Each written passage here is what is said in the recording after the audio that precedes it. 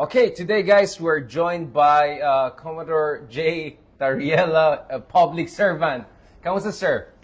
Okay naman, Richard. Magandang hapon sa'yo at sa mga taga-subaybay mo. Sure, I'm sure it was a very, very busy day for you kasi kanina kakatapos nyo lang ng press conference. There's a lot to discuss, Commodore Tariela. First of all, what is the latest in the West Philippine Sea as far as the situation on the ground is concerned? Well, if we're going to talk about the last resupply mission, well, you know what happened last March 23. The Chinese Coast Guard never hesitated to increase their level of aggression. This time around, they used a jet stream water cannon that resulted to injuring 4 sailors from the Philippine Navy and, of course, destroying the Onaiza May 4. Right now, it's no longer seaworthy. It has to pass through so much renovation para maayos pa siya. And is there a significant change in China's strategy, or are we seeing just a darker version of China's gray zone strategy? Because we keep on saying China employs gray zone strategy. They don't want to get into an actual fight or armed conflict. But what we're seeing right now is injury of Filipino troops and servicemen. So what's going on here? I think the best way for us to illustrate what's really happening now is that instead of looking into whether it's this gray or they wanting to go black now, because the mere fact that we're using transparency as a way to expose this not as a gray strategy but at an outright illegal provocative action. No? So I think we have been very successful in saying that these are not gray. This is actually an outright illegal actions that the Chinese Coast Guard or Chinese Maritime Militia has been doing before. Since we launched the transparency strategy from February until this year, until the end of the year, our narrative of a David and Goliath, because of the transparency strategy, has become very successful. I mean, more countries now are standing up beside the Philippine government in criticizing and exposing Chinese aggressive action. And if we're going to differentiate, is the transparency strategy still considered to be effective now that the David and Goliath appears to be, China becoming more aggressive and never hesitate to really stand up and become more Goliath in harassing and bullying David? Are we still very effective with the transparency strategy? Well, my response to that question is, I think so. The mere fact that China no longer hesitated to remove their pretension of being a benevolent nation or a country that will be a responsible power once it becomes a greater one than the United States. We have removed that mask of pretension. We show the international community that look at China.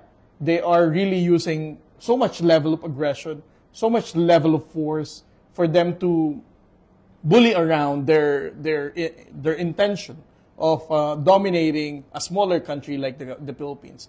And for me, it's a success story.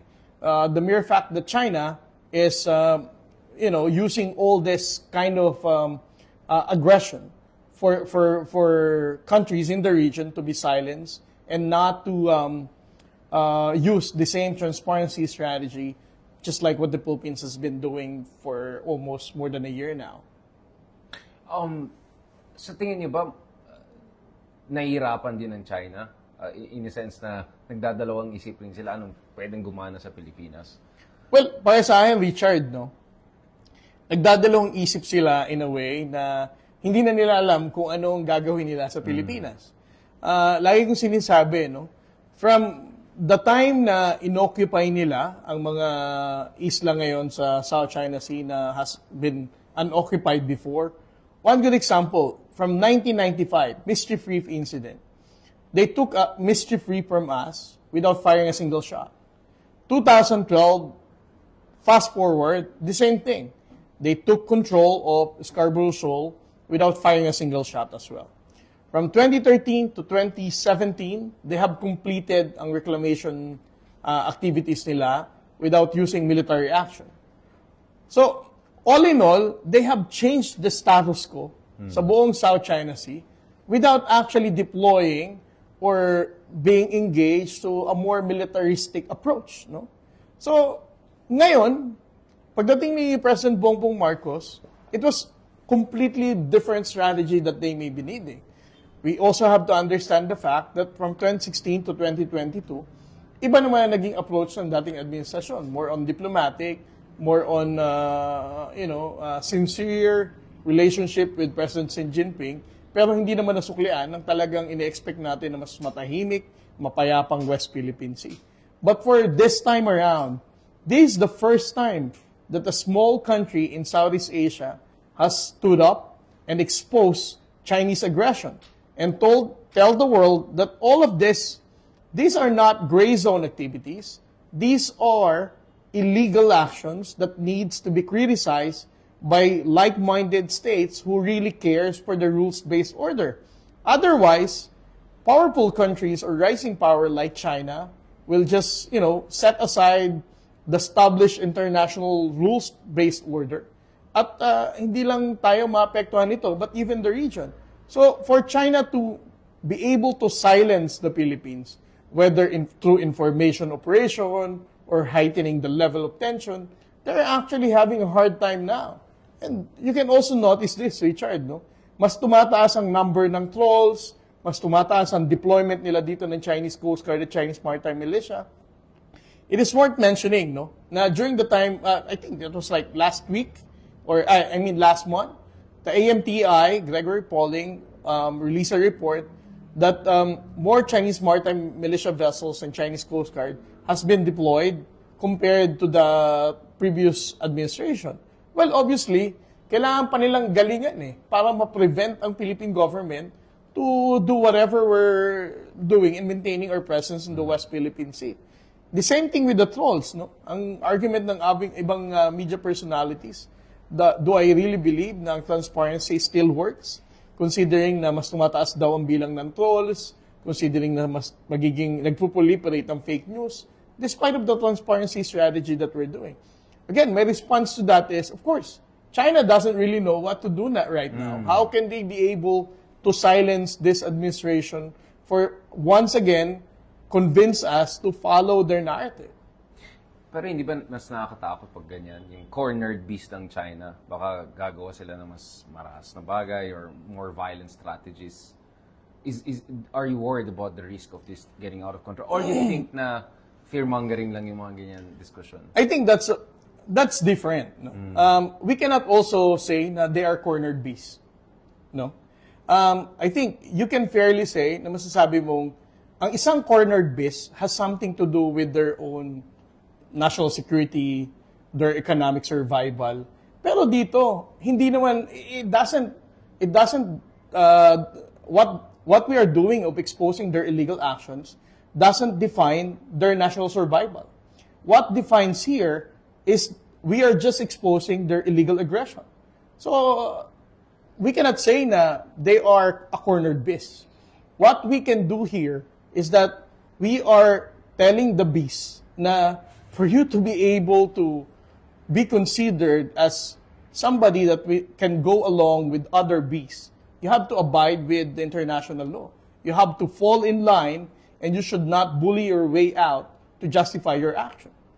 Now, for the sake of argument, ano yung sinasabi ng China na meron daw silang gentleman's agreement sa dating administrasyon na ang Pilipinas daw yung provocateur, tayo daw yung pasaway, sila naman daw, sumusunod naman sila sa mga agreements nila with the previous administration. Anong understanding na sa Philippine Coast Guard when it comes to the gentleman's agreement? Alam mo, kung ako lang, I'm just a Coast Guard officer, no? The way I understand it, the Commander-in-Chief, the Chief Architect of our foreign policy, has already spoken. He said that he's not aware of such gentleman's agreement, but if there was any, he is already rescinding it. He said that last year already. Unfortunately, may mga tao lang na gustong ibalik-balik itong issue na to Kumbaga, we're stuck in that debate, whether there was really a secret deal, there was a new model, whatsoever na sinasabi nila. But the mere objective of this kind of fake news is only to sow discord and disunity among the Filipino people. Kumbaga, nililito lang naman tayo nitong mga to. So once and for all, for the Philippine Coast Guard, the national government agencies, and the National Task Force West Philippine Sea, for us, itong mga issue ng gentleman's agreement na nilalabas nila, this is just part of their propaganda. We don't have to spend so much time, no, to try to explain our position. The President has already spoken, and that's it. That's already the end line of this argument. And pagdating dito, what do you think will be China's next move? Magre-recalibrate pa sila? Or do you think they're just going to keep on doing the same thing until they'll get different results? Because my interpretation is they were very affected by the term bully, right? I never saw China na ganyan yung response sila na hindi kami bully, very defensive sila. Mukhang natamaan talaga sila dun sa the way they came off as very aggressive and bullying.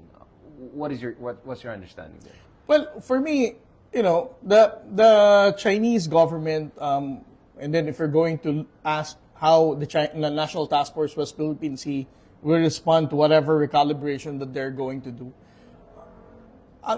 we can see naman what are the changes now compared before sa nagiging approach nila with our transparency.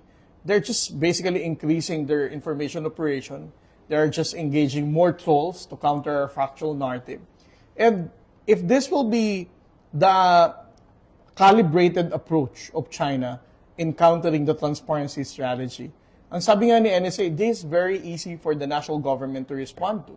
We're just going to keep on telling the truth. We're just going to continuously embed foreign journalists to be our truth tellers, to tell the world what's really happening. And this is the reason kung bakit ang China is also, not even the Chinese, not just even the People's Republic of China, but even their pro-China trolls are saying na ang mga media daw na ini-embed natin are actually the reason why China is being provoked. But this is what we're going to continue doing. So in short, ang sinasabi mo, ang nangyayari dito is parang gina-gaslight tayo ng China. Yes. Diba? Parang tayong sinisisi for doing what's right, sinisisi yung mga media for reporting the truth. So this is a classic case of gaslighting. Now, just for the purpose of education, siguro kasi mga ibang kababayan natin, hindi pa rin nila nagigets. Bakit, ano yung division of labor sa pagitan ng Philippine Coast Guard at saka yung Philippine Navy? Di ba yung Philippine Navy naman daw yung gumagawa ng resupply? For instance, dun sa Ayungin Shoal, hindi ba sila yung may obligasyon or mandato na protektahan ng ating karagatan? What is the coordination between the Philippine Coast Guard and Philippine Navy? And is it evolving over time? Is it changing? Is it flexible? Ano yung division of labor nangyari dyan? Well, first of all, Richard, our change of deploying White House is not something that happened overnight. And it's not something that we can just attribute to President Bongbong Marcos. The very origin of the deployment of Coast Guard vessels started and goes back during the time of President Noynoy Aquino. Of course, there was a standoff, and we're in, the propaganda of the Chinese saying that we are militarizing a simple issue of fishery law enforcement when the Philippine Navy decided to board one of the Chinese fishing vessel in Bajo de Masinloc, and that resulted to a standoff. That was 2012. And then 2013, President Pinoy also realized the importance of deploying white ships instead. That's also the reason why when he went to Japan in 2013, that's his first request to Prime Minister Abe, to support the Philippine government for the acquisition of Coast Guard vessels. That's the 1044-meter vessels that we see now, and of course the 297-meter vessel. During the time President Aquino, there are two main reasons why he did that. Of course, learning what happened from the Scarborough Shoal standoff, the Chinese propaganda of, not militarizing the dispute. And second is the regional norm. You also have to understand the fact that it's not just the Philippine Coast Guard that is being deployed in the South China Sea. You can also find the Vietnamese Coast Guard, Malaysian Maritime Enforcement Agency, or the Malaysian Coast Guard, and also in Natuna Island with Indonesia also having trouble with China, that they are deploying Bakamla, a white ship as well. So this is the regional norm that nobody is going to militarize the South China Sea. This is primarily the reason why the Coast Guard vessels have been deployed during the time of President Aquino. And then came President Duterte's time. That's the time na nagdatingin naman ang mga barko natin from Japan. And to be fair with President Duterte, he has also relied on the Philippine Coast Guard vessels to be deployed and Tuloy-tuloy yung modernization. yes, and modernization of the Coast Guard during the time President Duterte. And also, right now, during the time of President Bongbong Marcos. So that explains why Coast Guard is being deployed in the West Philippine Sea. But we should not also discount the fact that the Philippine Navy or the armed forces of the Philippines, they are actually playing a much more important role than the Philippine Coast Guard. Ako, sinasabi ko nga lagi, Richard, for the Philippine Coast Guard, we can just, carry out, maintain our presence in the West Philippine Sea. But when we talk about the territorial defense, when we talk about the hard security part of it, these are warships of the Philippine Navy or the fighter planes of the Philippine Air Force. This is something that the Philippine Coast Guard will never take away from the armed forces of the Philippines. When we talk of defense and security, that's actually for the armed forces of the Philippines. But when we talk about maritime governance and maintaining our presence in our own exclusive economic zone, then the Philippine Coast Guard can perform this kind of roles. So meron kayong optimal coordination pagdating sa defense of our territorial waters and sovereign rights. Yeah. Well, the National Task Force West Philippine Sea is a very effective interagency task force chaired by the National Security Advisor, J. Eduardo Año. Being a former Chief of Staff, being a former DILG Secretary, he has a much more, very diverse appreciation of how he can mix forces between maritime law enforcement and the military, and also in engaging other government agencies. So, under General Eduardo Año as our chairman for the National Task Force, he is very effective in having a whole-of-nation approach in addressing the issue in the West Philippine Sea. Pwede pa kayo-explain, ano tong whole-of-nation approach? Ang ibig sabihin niyan, hindi lang yung gobyerno, iba't ibang ahensya ng gobyerno, pero involved din dapat yung taong bayan, civil society groups? Yes. Well, one good example of this is whenever we publicize a particular incident, minsan nami-mislook ng mga tao, akala yata nila lahat ng sinasabi ko sa media is just something na decided by the Philippine Coast Guard. We have to understand the fact na within the National Task Force West Philippine Sea, there are a lot of working group. For example, the Information Working Group.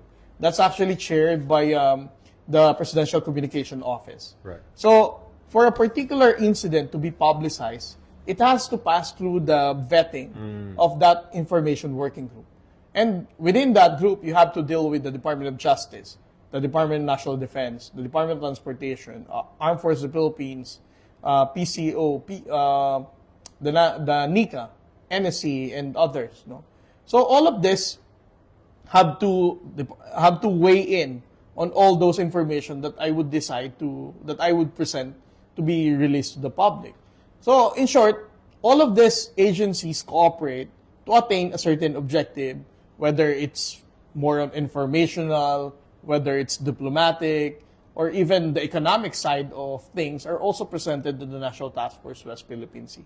So in short, this is not just a military approach, but you also have to look into the diplomatic approach, the law enforcement approach, even the economic approach of our West Philippine Sea strategy are all discussed within the National Task Force.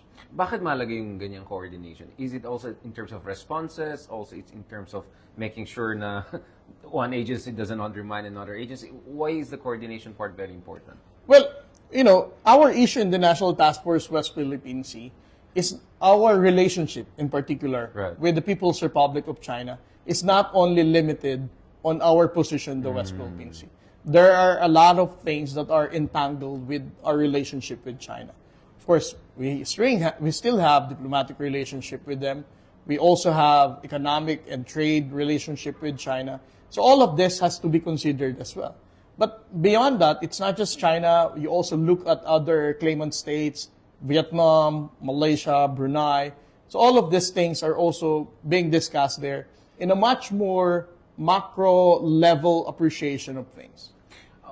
Balikan natin yung Philippine Coast Guard kasi maraming stereotypes. And the reason pinag-usapan natin yung interagency coordination is because may stereotype na Philippine government, sabog yan, lahat yan, nag-aawa yan, ganyan.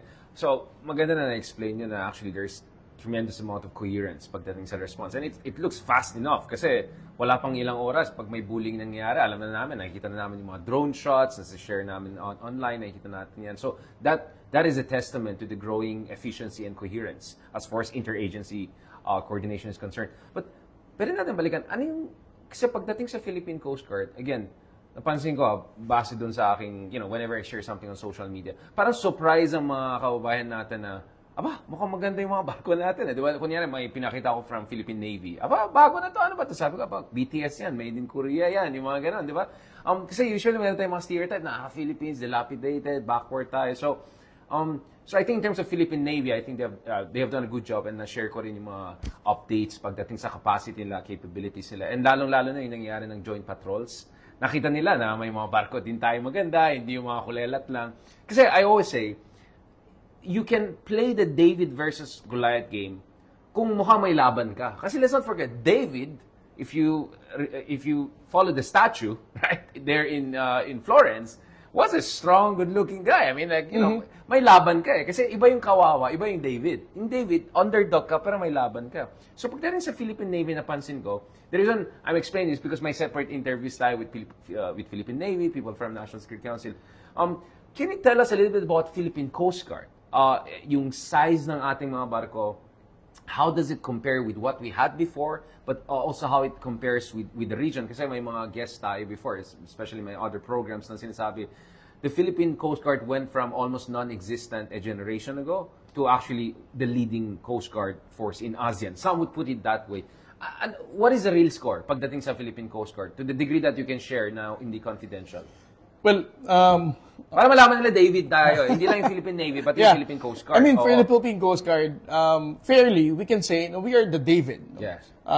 Still good-looking, with a nice tone of muscle. Pero not as big as the Goliath. Right. I can say na good-looking with nice toned muscle. Kasi, ang mga barko natin, hindi naman to second-hand. Eh. All of our vessels are brand new. All of these vessels came from Japan. That's the 1044-meter vessels. That's a 297 meters that we have. And then, we also have French vessel. The 83-meter, ito yung tinatawag nating Gabriela Sila, and also the 24-meter vessels. Yung mga flagship ito mga to? Actually, ang flagship na natin na masasabi ng Coast Guard are the biggest vessels that we have. That's the 97-meter. The 97? Yes, Teresa Magbanwa and Melchora Aquino.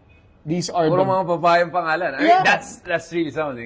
That's really something, right? I mean, Spartan. Hindi lang David, Amazona na to, Amazona. But if you're going to compare it with China, although we can not, because of the limitation of logistics, we cannot always deploy the bigger ones, no? The 97 meters and the 83 meters. So what you can see from the resupply mission, we're always only deploying the 44-meter vessels. No? So, the 44-meter vessels, ito yung nakikita nila, maliit, pero mabilis. No? And then, the 97 meters, kung makita nilang malaki, pero, these are still smaller compared to the Chinese Coast Guard vessels. Once we deploy the 97-meter vessel, they can still deploy 110, 115 meters na mga barko. So, in short, we remain to be Goliath, David, and they are still the Goliath because they have bigger vessels, they have more number of vessels. For example, we deploy two 44-meter vessels to support the supply mission. We can expect somewhere between 4 to 6 Chinese Coast Guard vessels ang i-deploy nila instead. But if you're going to become a Coast Guard that uses your water cannon to prevent unlegitimate operation and endanger the lives of people, definitely you're not a Coast Guard organization already. So I don't want to compare the ASEAN Coast Guard with that identity of the Chinese Coast Guard. I think they are deviant. And wait, so commentary lang, ang sinasabi mo dito, fake yung Coast Guard nila, na talagang parang Navy nila yan? Well, papanggap definitely. lang na mukhang mabait lang na Coast Guard? And there were even reports that some of the retired PLA Navy warship were just basically painted white and commissioned to the Chinese Coast Guard. So, and also the structure itself, it's part of the Chinese Military Commission. Right. So, for me, we cannot really say that the Coast Guard identity for the Philippines, Vietnam, Malaysia, Indonesia, and even Japan doesn't align with the identity of what the China Coast Guard is. So in short, ang sinasabi mo, you scratch a Chinese Coast Guard, you'll get a Chinese Navy. I mean, literally, in this sense, literally, kasi yes. kinulayan lang nila yun, di ba? That's true. So, ano yung operational implication nito? Now, when it comes to dealing with China, you have to modernize the Philippine Navy, you have to modernize the Philippine Coast Guard, the two have to coordinate more. Is the idea of joint Coast Guard patrols also something that we have to look at this point? Kasi meron tayong mga joint patrols ng Philippine Navy with the US Navy, with the Japanese, Australian Navy. Should we also look at more patrols? I mean, I remember last year, was it June or July, meron tayong first trilateral with Japan and US. Dito rin, medyo malapit sa South China Sea area. But are you looking at that also as emerging as a... I know it's a policy question, maybe it's beyond your pay grade, but from your understanding, put your scholarly hat as a security expert, do you think that could be also the direction of things? Because ang sinasabi mo is, deviant yung China, to put it nicely. I mean, bully sila, di ba? They're violating every basic principle of what a Coast Guard should stand for, not to mention principles of international law. On a one-to-one basis, mas malaki sila sa ating lahat, assuming, I mean, and they're not even really real Coast Guard. So, obviously, there has to be a kind of a multilateral response, right? I mean, well, gaya sila mo, Richard, no? Last year we had the first trilateral Coast Guard exercise between the U.S. Coast Guard, the Japanese Japan, Coast yeah. Guard, and the Philippine Coast Guard. If the question is the upcoming trilateral exercise between these three countries will be happening also pretty much the same outside the exclusive economic zone? Kasi alam naman natin within territorial sea, yung ano natin, what territorial sea in Mindoro. I think that's something that is can be considered as a good development as United States and the Japanese government support our position in the West Philippine Sea. But again, we cannot tell until the department. Yeah, it's a policy question. I understand. I don't want to put you on the spot. I know it's a policy question, but the thing is, I'm just saying yung direction of the wind, di ba? Etong balikatan this year was really unprecedented. Meron tayong exercises sa may Cagayan na medyo may kinalaman sa Taiwan, although of course not as overtly as some people put it. And then of course yung first time, meron tayong trilateral patrols with France din. Even the French were involved in some of these patrols in the South China Sea. So the idea is naturally, perhaps, you could see also the same thing on the Coast Guard front. I mean, that's where my question is coming. Pero natin balikan ng konti kasi, sorry dun sa mga nagla-live, medyo nagka-cut yung, ang taas kasi nung quality. Pero ulit, can you tell us a little bit again about ano yung capacity ng Philippine Coast Guard as it stands? Kasi sabi ko nga, pagdating sa Philippine Navy, medyo mukhang maayos-ayos na yung mga warships nila and they're acquiring more, they're looking at submarines. The Philippine Coast Guard, do you have like world-class, vessels who can go into the high seas and do the patrols with other countries and make us look good? I mean, again. Well, right now, to be honest with you, we have three of those Coast Guard. So what are vessels. these three? Again, ulitin natin. 8301, 9701, and 9702. So, dalawang 97, isang 83. Isang 83 meters. 83. Ano yung mga pangalan nila? BRP Teresa Magbanwa, BRP Melchora Aquino, and BRP Gabriela Silang. Okay, all so of them it should be Amazon, hindi na David. Yeah. I think David yung Navy, kayo Amazon. I mean, these are all the... honestly, ako na-touch ako when nakita ko yung mga pangalan. And again, we have to emphasize it. And I'm sure people can Google it and see online. These are beautiful vessels. I've seen them in person. I've dropped by them. Masarap na, it feels good. I mean, we know we're never going to be as big as China for understandable reasons, but it's good to know that we have those kinds of vessels. And these kind of vessels, do they have the state-of-the-art electronics and other capabilities? They have the state-of-the-art communications capability, navigation as well. And all of these three Coast Guard vessels have helicopter hangar. So this can actually carry Interesting. chaperone. Yeah. Interesting. Oh, wow. So you can do like Mission Impossible movies. Yes. I mean, Tom Cruise can come in. Okay, now, speaking of feeling proud, that's what I felt. Kasi, syempre, I've been covering West Philippine Sea for 10, 12 years as a journalist, no? And I saw massive improvement in terms of our Philippine Coast Guard, in terms of our Navy. Why I understand things on the part of China are on a completely different level compared to all of us. Now, having said that, speaking of pride and speaking of excitement and inspiration, meron pa rin tayong problema sa Pilipinas, right? Which is, nahihirapan ako maghanap sa mga ibang bansa, ang mga grupo ng tao na, ako, bilang isang academic and journalist, bukas ako sa debate. Right? As an academic, minsan kine-question ko pa yung mga claims ng Pilipinas. Sabi ko, nung 1970s, sa totoo lang, tayo pa yung mga pinakamalakas. Medyo nabubuli pa natin mga kapitbahay natin. Tayo na unang gumawa ng mga So, as an academic, I'm willing to make that argument kasi objective ako. Pero para sa akin, medyo weird, medyo ibang level na pag meron kang mga tao na sinasabi nila makabayan sila, not necessarily makabayan block, I'm just saying makabayan sila, mahal nila yung bayan nila. And then, puro mga sinasabi lang nila is, lahat ng ginagawa natin, ano lang yan, tuta lang tayo ng Amerika, front lang tayo ng Amerika, or lahat ng mga ginagawa natin, tayong nanggugulo, tayong provocateur. Medyo, honestly, gets ko yan nung panahon ng dating presidente. Kasi yung presidente mo mismo, medyo ganun yung line. Pero iba na yung presidente natin, so hindi ko naintindihan bakit yung mga ibang tao, pinipilit nila na tayo ang mali, or kung hindi tayo mali, ginagamit lang tayo ng ibang powers katulad ng US. Tell me honestly, Charlie, how do you feel about this? Because I kind of have a sense of how you could feel. Although I'm not an official, as a Filipino expert, of course, I go all around the world and give a talk, right? Ang sarap nung feeling. Now, people come to you after your talk. I'm parang, good job, Philippines. You're standing up. Yung mga ibang ASEAN, hindi ko na sasabihin sino. Sabihin nila, actually, sa totoo lang, tama yung ginagawa nyo, nakakayang gobyerno. I'm not gonna say which countries. And then, uuwi ka sa Pilipinas or bubuksan mo yung Twitter mo. In my case, 5 different accounts. Hindi ko na pag-usapan yung TikTok ko, di ba? Sasabihin na tuta ka ng Amerika, they are gonna tag you as working for... tapos babastusin ka, they'll make cartoons about you. Tell me honestly, how do you feel about this? And what should we do about it as a democracy? Obviously, kung siguro China tayo, Vietnam, alam ko na yung sagot, di ba? Pero, demokrasya tayo eh. Sorry, I'm putting you on the spot. But I think, ito na, real talk na tayo. I think the first part of this interview was really geopolitics. Ito, mag-real talk na tayo, Commander Tariela. First of all, how do you feel about this? How weird or how, dispiriting this could be? How do you keep it going? What is your inspiration that keeps you going and keeping you strong and keeping us David, di ba? And then, what should be done about this? Medyo nakakaloka to eh, di ba? Well, una sa lahat, Richard, no?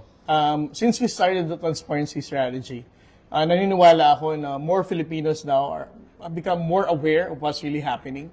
Kung meron bang iilan na mga trolls or figures or influencers na nagsasabi na ang ginagawa natin, magkakagera, mga tuta tayo ng Amerika, and you've seen how people really portrayed me on Twitter.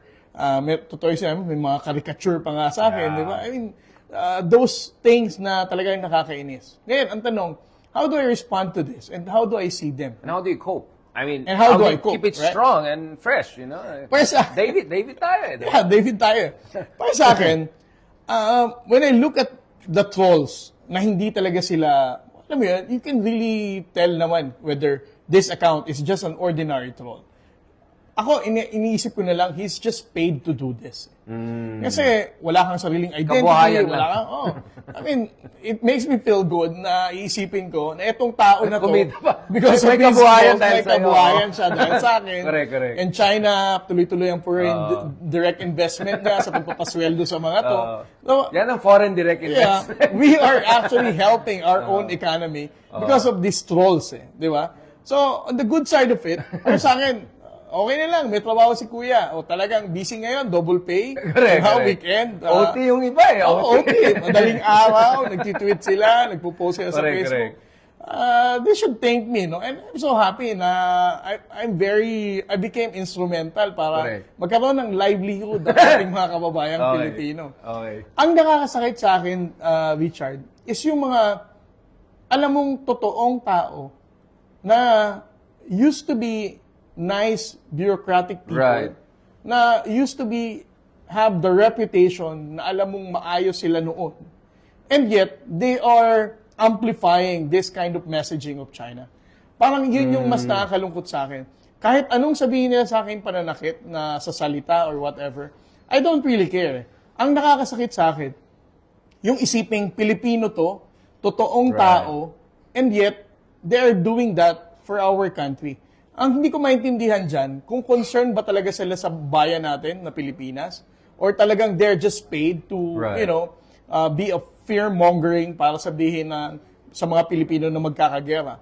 Lagi ko nga sinasabi, kapag tinatanong ako, na ang issue ba talaga magkakagera, ang response ko dito, Richard, buti pa itong mga trolls or etong mga tao na to. Alam nila na China will go to war because of the stones and some islets Atolls, dito, yeah. atolls or shoals dito sa West Philippine Sea. Without even considering na ang China wouldn't even go to war because of all of this. Right. Because of so much complicatedness, once there will be a kinetic conflict. Right. Pero sa kanila, it's very easy for them to, threaten the Filipino people, for them to withdraw support sa gobyerno, at sabihin pang, let's go against, calling for going against the president himself. right. This is very sad and very frustrating. Coder, okay, just to be clear, I think the Soviet Union had a technical term for some of these people. I think the technical term was useful idiots, something like that. Yung mga, like they do it for free, out of, I don't know, spite or feeling leftist, feeling progressive. But are you suggesting that some of these people are also politically motivated because they belong to a certain faction, na may certain agenda, or may certain, certain networks of connection to a foreign power? What is your distinguishing? I see. So you're saying, yung mga troll na bayaran, good for you, please gastusin niyo sa Pilipinas, wag niyo din gastusin. Tulungan niyo economy natin. Wag sa Hong Kong, wag kayong mag-Japan para dito na kayo gumastos para umikot yung pera. Pero doon naman sa mga useful idiots, anong basa mo sa mga yan? Yung iba may political agenda, or yung iba they're just ideologically blind or hater lang? Alam mo, that's a very interesting question, Richard, no? Without naming names, makikita mo to Sino? Itago natin sa pangalan na just kidding. Sige lang. Without naming names, no? Without Makikita mo. Eto mga to na sumusuporta sa naratibo ng China, sila din ang sumusuporta sa administrasyon na kinukontra naman ang kasalukuyang administrasyon. Yeah, di ba? okay. So, we can tell na ito ba politically motivated dahil yung sinusuportahan nilang dating So administrasyon. may partisan political agenda. There is a partisan Not all, political but some agenda. section, Yes. But definitely there is a motivating reason why all of this are just doing it whether for funds, or for money, or for ambition, na kung sakaling magkakaroon ng eleksyon, gagastusan sila or whatsoever. But definitely, that's not a patriotic reason kung bakit nila ginagawa. Right. They're just hiding behind labels like anti-America daw sila, anti-ETCA, mga ganun. But Meron pa yung anti-violence, ano nga to? ano ba yun?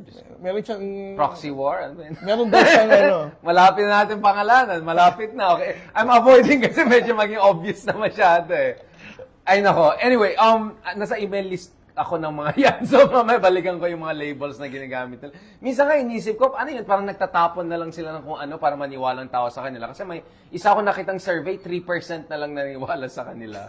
Yung tipong 3% na lang naniwala na China yung biktima dito. Diba? Yung parang sobrang nuclear war, I don't know, asteroid. Kulang na asteroid. So, sabihin, tatamaan tayo ng asteroid kung hindi natin labanan yung... Hindi ko pa maintindihan. Parang ano ba to? Coincidental lahat? Yeah. Kung ano sasabihin ng China ngayon, yun ang sasabihin nila bukas. Kung ano yung sasabihin Minsan ng... nga, nauna pa yata. Minsan sila pa yata nagbigay ng idea Wait lang, 7 a.m. yung isa, 9 a.m. yung umabol yung isa. Pero I don't know how you really look into the trolls, no? May mga time yan sila, lahat, tahimik. May call Sabi ko, center ano ba to? style, Tahimik ngayon, Tapos, pag nagsalita na tong identified figure, a few minutes, sunod-sunod na yan sila lahat. Yeah. So, talagang orchestrated, well-organized. Parang mala call center operation. Now, okay, so what you're doing is you compartmentalize. It's always good. Compartment always helps when medyo stress ka. Diba? So, isang group, okay yan, kabuhayan yan. And then may isang group, sabihin natin, useful idiots, as the Soviet Union technically puts it. Oh, well, let's just debate them, right? Ridiculous yung argument. Wala naman naiwala. 60 lang daw views nila sa YouTube, sabi nung isang political analyst. But you're saying there's a group na may partisan interest, may agenda, potentially destabilizer, some would say more than. Some would use even terms na incitement to rebellion or whatever. Paparating na tayo sa elections. Actually, if you look at it, I think the election has already started. By all means, I think we already have some idea about who's going to be the de facto opposition. right? We can have a long conversation about the traditional liberal progressive opposition. Now, the thing is, usually sa elections, hindi ganun kamahalaga yung foreign policy issues. Now, wala akong illusion na sa susunod na election, maging number one issue ng West Philippine Sea. Pero, there's a part of me feels that it could be among the top 3 issues. Aside from the normal gut issues, employment, poverty, inflation, ganun. First of all, is that also your understanding that dahil dito sa talagang medyo bardagulan na di ba? Dito sa issue ng West Philippine Sea, that this could become a much more mainstream central issue sa paparating na election. Kasi my sense is, one group will say, kayo ang Team America. Sabi ng kabila, kayo ang Team China, di ba? But honestly, I think the real distinction is between Team Philippines, yung mga talaga patriotic, at saka yung mga nagpapanggap na Team Philippines, pero sa totoo lang alam natin sinuportan nila, di ba? What is your understanding of the upcoming elections? And before we discuss more about siguro what kind of leaders we need, kasi every election is a chance to make sure we move in the right direction as a democracy. Well, Richard, the first objective of the transparency, lagi ko itong sinasabi, President Bongbong Marcos has inherited a nation wherein more people used to believe na ang China are more friendlier, na ang China are the better partners for economic development. Because that was the narrative before of the previous administration. So, for President Bongbong Marcos to unite this country, to go against Chinese aggression, we decided to do this transparency. Right. Ngayon, ang tanong, what is the end game for this? Right. Kasi sinasabi nila, this transparency strategy will only last for one presidential, under President Bongbong Marcos. And then by 2028, it will be another priority, just like what happened from 2016. And my implication, sorry for cutting you, because one of the things we discussed, I just discussed with Elbridge Colby, who was one of the chief architects of the National Defense Strategy of the Trump administration, and he's probably he'll be the National Security Advisor to Trump. One of the things that comes out in my discussion with the Americans, and also Filipinos, people like former Senator Trillanes, is isang dahilan na hindi makapagbigay ng full support mga ibang bansa sa atin is parang medyo ilang sila eh. Baka bigyan natin ng armas yan, tapos biglang pro-China yung next leader nila. Tapos bibigay sa China yung weapon systems. I just came from Thailand. And Thailand wants to buy F-35 fighters from US. Ayaw ng US kasi masyado kayo malapit sa China. Mamaya yung weapons namin pupunta sa kabila, pipiratan niya. You know what I'm saying? What our allies can give us now, apektado because hindi sila sigurado sa anong pwedeng maging leadership natin. By 2028. 2025, 2028. Kasi 2025 will shape 2028. Diba? Related lahat ng elections na I just want to emphasize that. That's actually my point. This is the main objective of transparency. Right. Ang laban natin ng West Philippine Sea is intergenerational, sabi nga ni Justice Carpio. The result of our transparency strategy is something that we cannot probably tell the impact in the next coming years. But the best way for us to measure our impact of transparency is through election, whether 2025 or 2028. Tama yung sinabi mo, Richard. By 2025, in the next coming months, magpa-file na ng campaign ng kandidatura ng lahat ng tao. Etong issue na to, tingin ko, if it would not be number 1, it will be number, top 3. Top 3, right? Top 5 at least. Ito ang gusto kong pag-usapan natin. Na ngayon, kung ang foreign policy ni President Bongbong Marcos ay tindigan ng West Philippine Sea, gusto ko, by 2025, ito rin dapat pag-usapan to. And the same thing by 2028. That's why we need to amplify our transparency. We are reaching out to all media personalities. We're reaching out to even bloggers, and even the academic. Right. All of the sectors of society are being reached out para mapalalim natin ang ugnayan natin sa West Philippine Sea. At siguraduhin ang usapan ng West Philippine Sea will not just be centered here in National Capital Region. It will go beyond, Visayas or even Mindanao. Para maramdaman ng Pilipino. Grassroots. Issue na to. Hindi ito laban lang ng administrasyon ni Pangulong Bongbong Marcos. Itong laban na to, dapat ituloy ito ng susunod na administrasyon ng 2028. And for us to do that, we need to educate the Filipino people. For them to be aware na itong issue na to, nagmamatter to. Hindi tamang, it's correct to talk about the education, the trade, and everything. But most importantly, pag-usapan natin, ano ang kahalagahan ng bansa natin. Ang West Philippine Sea, part ng Pilipinas yan. So ito dapat pinakamahalagang issue na dapat natin pag-usapan at maging basihan kung how are we going to select our leaders whether in 2025 or in 2028. Now, speaking of 2025 elections, kung titignan mo yung surveys, some of the people are kind of there within the magic circle. Ito yung mga tao na very vocally against President Marcos Jr.'s position on West Philippine Sea. Some of them very close to the President, hindi na natin kailangan sabihin sino mga tao. Who openly question his EDCA policy, West Philippine Sea policy. May mga tao dyan na never na criticize ng China or never close to the level that they should. Nakakabahala ba yan yung kung there's a high chance of people who are not supportive of yung patriotic position natin sa West Philippine Sea winning again in Senate? And again, I don't want to also name people, but may isang senador na nag-number 1 sa last elections na, you know what I'm saying, na surprising, at hindi ito si Raffy Tulfo, na biglang nung nanalo na ginagamit yung volley pulpit niya at momentum niya to make arguments which we used to hear under the former president, and arguments which are really weird and baseless and questionable. I mean, hindi ba nakakabala yan kung ito yung direction based on the surveys that we're saying, trend lines we're saying?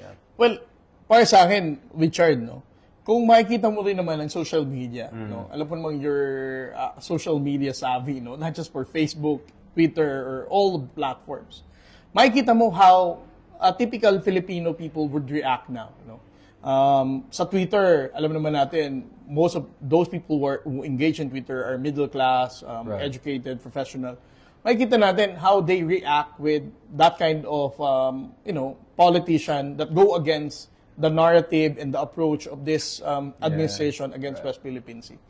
And also in Facebook. Alam natin, ang social class na nasa Facebook, social class na nasa YouTube, will also show kung ano yung mga comments ng mga tao dito. Correct. Kaya nga sabi ko kanina when we were talking with Sir Jonathan Malaya, meron nga akong kilala na isang tao na talagang nagpo-post ng kung ano going against President Bongbong Marcos policy in the West Philippine Sea. Tinurn off niya na yung comments eh. Dahil real people are making comments on going against her criticism sa administrasyon ni President Marcos in our response in the West Philippine Sea. Now, I want to ask you another question. I don't know if this is appropriate or something. I mean, do you think more patriotic people should throw their hat into this ring? I mean, this looks like very competitive elections. Ang dami mga re-electionists dyan, ang dami mga malalaking pangalan. But do you think it's also time for people, whether they're serving in the government right now or whether they served in capacities relevant sa West Philippine Sea and fighting for the West Philippine Sea, do you think that more people have to throw their hat into this ring? I mean, kasi it's one thing for you, for instance, you in your case, you are inside the government, you're doing your job. But don't you think na siguro mahalaga din na in ibang branches of the government, whether it's Senate and Congress, something like that we have more of these patriotic voices? Someone like Mr. West Philippine Sea, if I can put it that way. Kailangan ba natin ng mga Mrs. and Mr. West Philippine Sea sa Senado? Kasi, I mean, I can think about Rizal Ontiveros, who consistently has been strong on this issue, or a number of other senators who you have met and got support from. But parang para sa akin, mas sikat yung mga ibang senador na parang mas pro-China to be honest Parang may more Mr. West, South China si guy sa Mr. West. You get what I'm saying? Again, I'm just being nice, I'm controlling myself. Do you think we need people with defense or Coast Guard or whatever background to also be in the Senate in the future? I know this is becoming a leading question almost, and let's see how good you are in responding. Well, honestly, Richard, no, ako naniniwala ako na pag-usapin ng West Philippine Sea, dapat ang iboto talaga natin sa susunod na election by 2025 are those, whether they are politicians, traditional politicians, or newcomer in the politics, are those people who are really concerned for our position in the West Philippine Sea.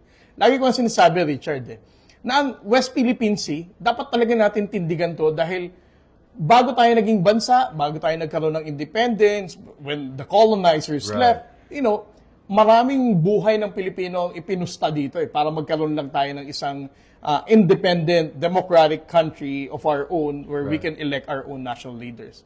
So, we really need to take care of our own sovereignty and patrimony as a nation.